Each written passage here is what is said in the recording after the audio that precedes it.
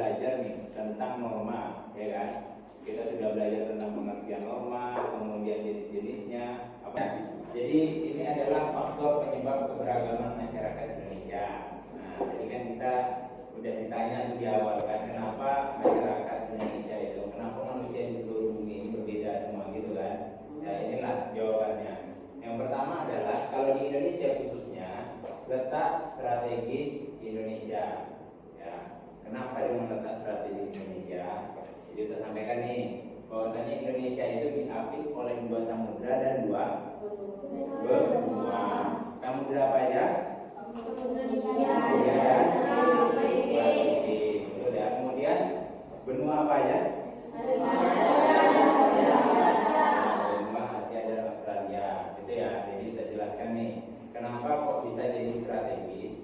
Karena zaman dahulu mulai saat zaman penjajahan, Indonesia ini merupakan tempat bagi lalu lalangnya perdagangan di seluruh dunia. Misalnya tadi yang saya contohkan ya, yang dari Arab mau ke Australia itu mampirnya di Indonesia pasti lewat ke Indonesia. Yang dari Cina mau ke Australia lewatnya Indonesia. Pokoknya yang dari Eropa mau ke Australia lewat Indonesia. Makanya Indonesia itu merupakan daerah yang sangat ataupun negara yang sangat strategis sejak zaman dahulu kala, gitu ya. Kemudian yang kedua adalah kondisi negara kepulauan. Negara kepulauan, ya. Indonesia itu, ya, sampai hari ini saya bicara nih, Indonesia itu berjumlah total pulaunya berjumlah 17.001 pulau, ya. Dan dihuni sebanyak 6.000 pulau, banyak kan? Jadi kan ada yang bertanya nih, Ustaz, setahu kami pulau di Indonesia itu cuma 5, yang pertama Sumatera, apa lagi? Jawa, apa lagi? Kalimantan, Sumatera, Papua, itu ya yang ditahu oleh anak-anak zaman sekarang. Nah, perlu untuk ketahui itu adalah pulau terbesar, ya, 5 pulau besar di Indonesia. Jadi itu ya. Setiap masyarakat di kepulauan mengembangkan budaya mereka masing-masing. Ya, budaya orang di Sumatera sama di Jawa sama nggak kira-kira? Beda kan? Sama orang Papua? Beda. Sama orang Kalimantan? Beda. Semuanya berbeda-beda. Oke. Kemudian selanjutnya adalah perbedaan kondisi alam. Ya, perbedaan kondisi alam.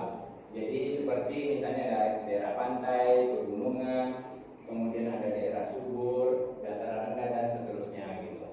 Apa yang membedakan? Contoh, ada nggak kira-kira di Pekanbaru ini orang nanam padi? Ya, kita justru membutuhkan daerah lain untuk mendatangkan beras ke Pekanbaru, gitu ya. Cabai, ada nggak orang nanam cabai? Ada. Tapi apakah cukup orang nanam cabai di Pekanbaru? Tidak. Ambil dari Bukit Tinggi. Bawang dari mana? Dari Solo, gitu. Dibawa ke Pekanbaru. Jadi itu salah satunya penyebab adanya perbedaan. Selanjutnya adalah keadaan transportasi dan komunikasi. Antum tahu nggak, di Riau saja ada daerah yang sampai hari ini tidak bisa lewat mobil. Ya enggak? Kira-kira. Ya. Jadi di Riau ini, kalau antum pernah ke Indragiri Hilir atau ke Gilahan, kan ada pulau-pulaunya tuh. Jadi di pulau-pulau mereka itu masyarakatnya satu pun ada yang tidak punya mobil, satu pulau itu. Jadi mereka cuma pakai sepeda motor, naik sepeda atau jalan kaki kalau mau kemana-mana. Kalau mau keluar gimana mereka saat pakai kapal atau pakai pompong biasanya orang Riau. Ya. Selanjutnya adalah penerimaan masyarakat terhadap perubahan. Ya. Jadi gimana contohnya? Kalian tahu penerimaan masyarakat terhadap perubahan itu gimana maksudnya? Oke, saya contohkan nih misalnya, Fatir. Tahu nggak sekarang kalau mau mencari tugas itu bisa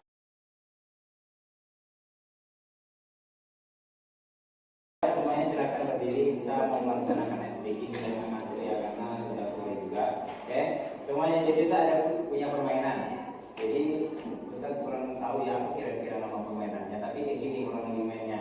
Misalnya kalau Ustaz suruh bilang pegang kepala, semuanya harus pegang kepala. Ini ya tangannya itu pegang. Coba pegang kepala namanya. Coba pegang kepala. Oke. Kemudian kalau Ustaz suruh pegang pundak, mana pundak? Oke. Kalau Ustaz suruh pegang pundak, pegangnya telinga. Pundak pundak, bisa bilangkan gini, pegang pinggang. Oke, ini kan kepala, pundak. Oke, itu ya. Tuh. Kemudian selanjutnya aturannya, kalau tak suruh pegang pundak berarti pegang pinggang. Kalau tak suruh pegang pinggang, pundak dibalik ya, dibalik. Kemudian kalau tak suruh pegang meja, semuanya pegang kursi. Oke ya, paham ya? Kita coba nih, coba. Yang kalah nanti kita hukum ya. Oke, coba yang pertama pegang kepala, pegang pundak, pegang telinga, pundak. Ah, ini tengok ya, ini menyehatkan, ini jadi lihat, ini menyehatkan. Oke, kita mulai lagi ya. Pegang meja. Pegang aja, oke. Ya, pegang kepala, pegang telinga, pegang pundak, pegang telinga. Oke ya. Oke, bisa kita mulai ya. Dah, aturan terakhir. Tidak ada instruksi lain kecuali yang kita bilang tadi ya. Ada berapa? Kepala, pundak, telinga, dan tidak ada selain itu. Oke, semuanya pegang kepala, pegang pundak, pegang pundak. Ya, sampai salah. Pegang meja. Oke, pegang pundak teman. Nah, tapi yang salah, semuanya salah kecuali Rehan. Kenapa? Tidak ada instruksi lain kecuali yang Ustaz bilang. Yo, lagi ya, sekali lagi dihukum nih. Pegang kepala, pegang pundak, pegang lutut. Udah. Ya aja, udah. Oke. Pegang pinggang, pegang pundak. Nah, Rizky nyalakan maju di Rizky. Oke, pegang kursi. Ada kursi ya, bosan. Oke, satu lagi ya. Coba. Lihat Habibie. Nah, ya. Oke, pegang telinga. Siapa yang salah? Pegang pundak. Oke, benar lumayan tangan.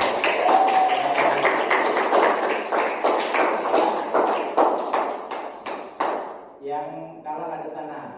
Dah, silakan duduk semuanya. Oke. Nah, ini adalah orang-orang yang fokus nih. Oke, besok silakan lebih fokus lagi. Oke. Nah, silakan. Saya menunjukkan ada sesuatu yang keren. Apa itu, Ustaz? Jadi ternyata sekarang ini ada namanya robot untuk membersihkan lantai, Pak. Gimana caranya, Ustaz? Jadi kita tinggal pencet aja, nanti robotnya itu bersihkan sendiri gitu. Kalau usah lagi Ustaz, ribet, mahal juga alatnya, mending pakai sapu aja, sapu sendiri, lebih sehat lagi, berkeringat. Tuh versi yang pertama. Versi yang kedua apa? Misalnya Zahra, kita tawarkan tadi nih robot untuk pembersih lantai. Apa kata Zahra? Keren nyata, jadi nggak perlu nyapu, bisa kamu tiduran aja nyapunya gitu. Ya, itu adalah dua respon yang berbeda. Yang pertama mencoba untuk memahami teknologi, yang kedua adalah menolak langsung. Enggak lah, nyapu aja gitu, ya kan? Jadi itu pun juga berlaku pada keberagaman. Makanya kita beragam karena adanya penolakan dan penerimaan terhadap masyarakat. Misalnya, oh ini bolehlah kita lakukan, oh ini nggak boleh lagi gitu. Begitu pun sebaliknya gitu. Apa contohnya?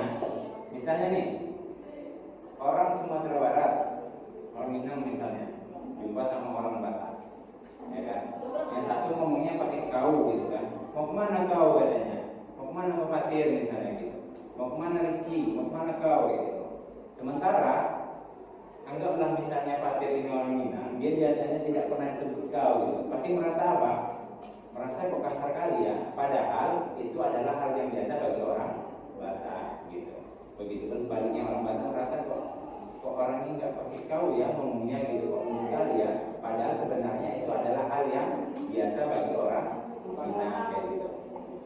kasar biasa, bukan yang kasar, tapi memang ciri khasnya seperti itu.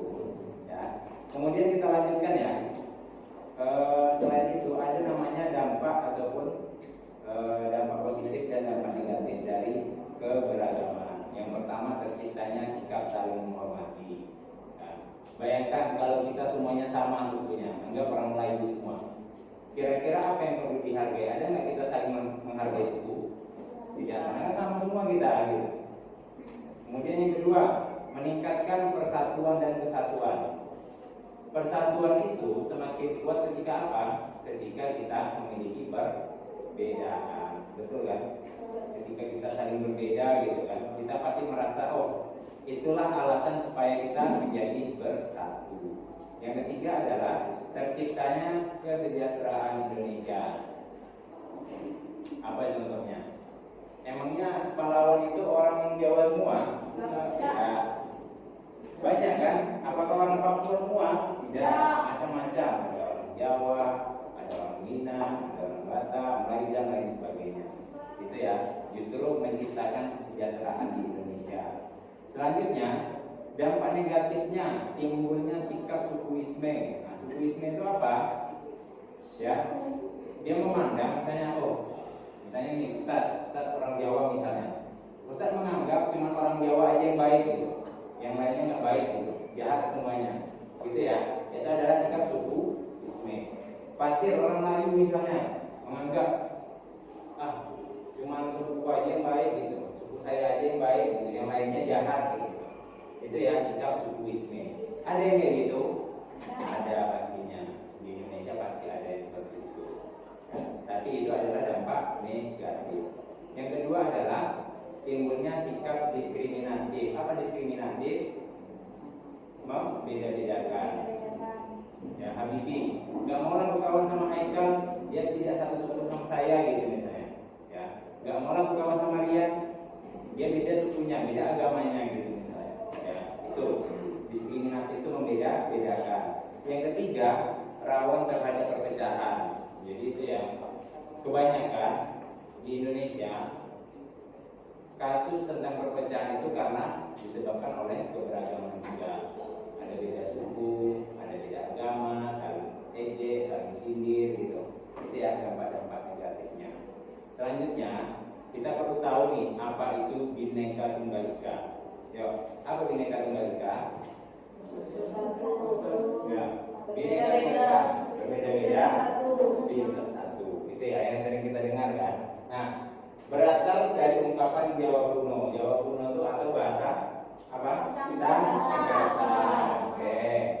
Yang ditulis oleh Empu Tengkulak berjudul Kitab Soma pada saat pemerintahan kerajaan Majapahit. Jadi itu ya, Bhinneka Tunggal Ika itu sebenarnya kalau diartikan secara bahasa, Bhinneka artinya beraneka, tunggal itu satu, ika itu artinya. Jadi beraneka satu itu. Tapi kita selalu sebut maknanya sebagai apa? Berbeda-beda tetapi tetap satu. Itu ya. Itu ada aturannya tuh di PP nomor 66 tahun 1951. Oke, selanjutnya sebagai penutupan kita akan sampaikan inilah arti penting keberagaman bagi kita masyarakat Indonesia. Yang pertama, keberagaman bukan unsur perpecahan. Ingat ya, kita ini berbeda bukan untuk berpecah tapi untuk bersatu, untuk menciptakan persatuan bangsa. Selanjutnya, kekayaan bangsa yang sangat berharga. Ya, bayangkan lebih dari 1.200 suku yang ada di Indonesia. Itu merupakan aset negara kita. Karena tidak ada negara yang sebanyak kita sukunya gitu. Itu kita anggap sebagai hal yang sangat berharga. Kemudian memahami semboyan Bhinneka Tunggal Ika. Apa tadi? Berbeda-beda tetap satu dua. Keberagaman dapat dimanfaatkan sebagai sumber pengembangan ilmu pengetahuan serta kreativitas dan inovasi bangsa.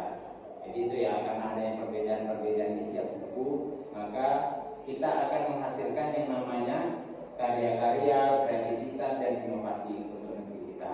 Oke, sebelum kita lanjutkan, di sini Ustaz ada beberapa kertas ya, mungkin Anda lihat dari tadi. Jadi kertas ini adalah gambar kerja peserta didik. Tugas ya bisa dibilang seperti tugas. Nah, coba ya kita minta tolong untuk Rizky, silakan dibagikan. Kemudian yang perempuan kita minta tolong kepada Ainul dibagikan. Oke, bagikan ya, masing-masing satu.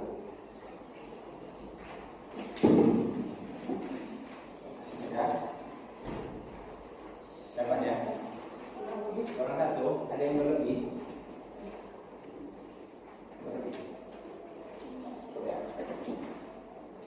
Oke, ini ya, kita tunjukkan aja nih. Jadi di sini Anda ada lihat ya, ini adalah gambar-gambar, ada beberapa gambar. Yang pertama itu gambar tentang apa tadi? Faktor keberagaman berdasarkan wilayah strategis Indonesia. Kemudian ini ya, ini adalah faktor-faktor keberagaman. Tujuannya apa dibuat ini? Nanti antum akan melihat di belakangnya, coba nih, menganalisis faktor penyebab keberagaman masyarakat Indonesia. Ya. Dari gambar-gambar ini apa kira-kira yang antum dapatkan? Ya, tulis nanti di tabel ini. Jadi faktor penyebabnya apa? Faktor penyebabnya yang satu diapit dua benua, buat di sini. Faktor penyebab diapit dua benua. Kemudian keberagaman yang terjadi apa? Kenapa dengan dua benua tadi? Ya. Selanjutnya ada Indonesia negara kepulauan, buat di bawahnya nih, kemudian seterusnya. Dan ini kan ada 7 gambarnya, ada 7 atau ada 8? 8 ya? Ada 8 gambar. Berarti silakan pilih 5. Yang 4 di sini. Kemudian nanti jangan lupa dibuat kesimpulan. Bisa dimengerti? Bisa dimengerti? Ya, yang diskusinya. Iya, boleh. Pilih gambar yang mana aja. Jelaskan kenapa, apa efeknya gitu atau dampaknya. Nanti boleh diskusi apa. Tapi tetap mengerjakan masing-masing. Ya, paham ya, ngerti ya kelompok ini ya. Bapak di diskusi ya, tapi tetap kerjakan masing-masing.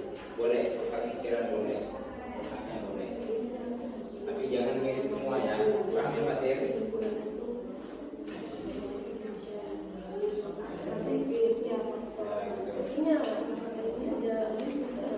Paham ya kan?